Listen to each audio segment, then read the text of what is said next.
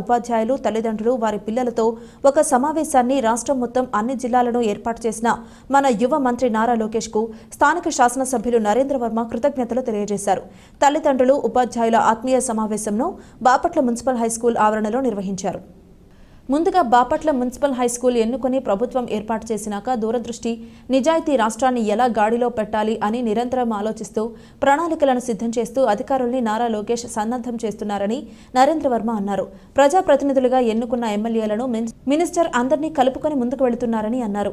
పెద్ద వయసులో కూడా నవ యువకుడిలాగా ఉరకలెత్తిస్తూ భారతదేశంలో ఏపీని నెంబర్ 1 స్థానంలో నిలబెట్టి వికసిత భారత్గా తీర్చిదిద్దుతున్నారు అన్నారు.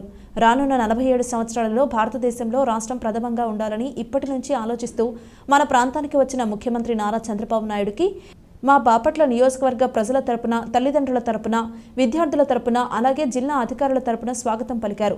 జీవితంలో మనందరికీ దేవుడు